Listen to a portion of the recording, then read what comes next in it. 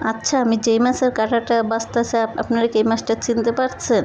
এই মাছটার ভর্তা তো আমার অনেক ভালো লাগে, অনেক পছন্দ একটা মাছ। আমার সবথেকে প্রিয় মাছ পাঙ্গাস। এই পাঙ্গাস মাছের ভর্তাটা আজকে আমি করব, কীভাবে ভর্তাটা করি সেটাই আপনাদের সাথে শেয়ার করব। আমার তো পাঙ্গাস মাছের ভর্তা গরম ভাতের সাথে অসাধারণ অস্থির, যা মুখে বলে বোঝাতে পারবো না। সেই পাঙ্গাস মাছের ভর্তাটাই আজকে আমি করবো, সেটাই আপনাদেরকে দেখাবো আমি কীভাবে পাঙ্গাস মাছের ভর্তা করি। আমি পাঙ্গাস মাছের একটা লাভার মনে করিনি যে পাঙ্গাস মাছের ভর্তাটা দেখেন ভর্তা করছি, বাইরের থেকে আলু আসছে তো এই জন্য একটু সাদা সাদা দেখা যাইতেছে, যেহেতু আমার রুমের মধ্যেই সব কিছু, বাহিরের জানালা দিয়ে রোদ আসে দুপুরের দিকে, সেজন্য একটু সাদা সাদা দেখা যেতে। হ্যালো গাইস, কী অবস্থা? আশা করি সবাই ভালো আছেন। আজকের একটা নতুন ভিডিও নিয়ে চলে আসে। আজকে আমি পাঙ্গাস মাছের ভর্তা করব, কীভাবে করবো সেটা আজকে আপনাদের সাথে শেয়ার করব।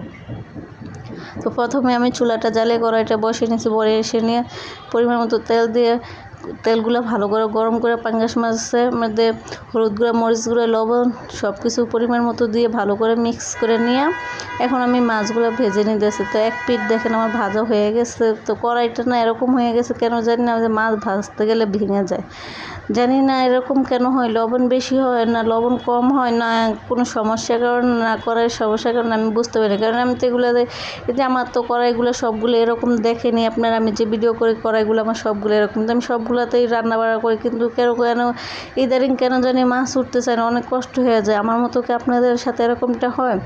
তো ফাইনালি মাছ ভাজাটা আমার প্রায় হয়ে গেছে। এখন আমি মাছ ভাজার সাথে কাঁচামরিচ, পেঁয়াজ, রসুন পরিমাণ মতো দিয়ে মাছ ভাজার সাথে ভালো করে বাদামি কালার করে ভেজে নিব। আলাদা করে আর ভাজবো না, সব একসাথে দুই কাজ করে ফেলাবো।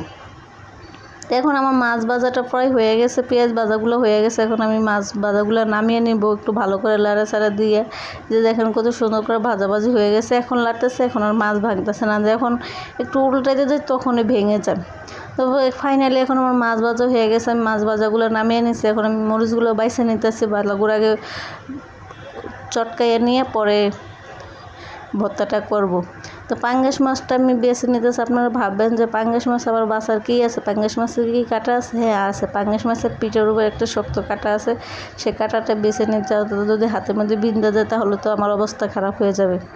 তো মরিচ এতগুলো মরিচ দিয়েছি, দেখেন কতগুলো মরিচ। আপনারা তো জানেন আমার গ্যাস্ট্রিকের সমস্যার কারণে আমি কাঁচা মরিচ সব কিছুতেই খাই, ব্যবহার করি, সব কিছুতেই দেওয়ার চেষ্টা করি।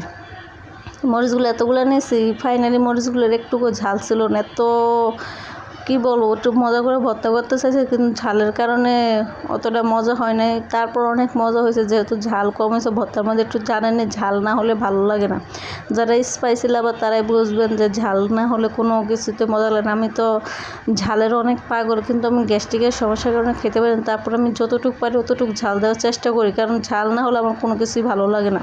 তো ভালো করে দিয়ে দেখেন মরিচগুলো ভালো করে চটকে নিয়ে এখন আমি পেঁয়াজগুলো, রসুনগুলো ভালো করে একটু হাত দিয়ে ভেঙে ভেঙে দিয়ে চটকে দিয়ে ভালো করে মাছগুলো বেছে নিয়ে যে এখন ফাইনালি আমি ভর্তাটা করে ফেলাইছি। দেখেন ভর্তাটা কত সুন্দর হয়েছে, এত সুন্দর হয়েছে, এত মজা লাগছে। গরম ভাতের সাথে একবার করে খেয়ে দেখবেন, অবশ্যই আমার কথা বলবেন। আমি যেভাবে ভর্তাটা করছি ঠিক এভাবে ভর্তাটা করবেন, অবশ্যই দেখবেন অনেক ভালো লাগে। পাঙ্গাস মাছ এমন একটা মাছ, সব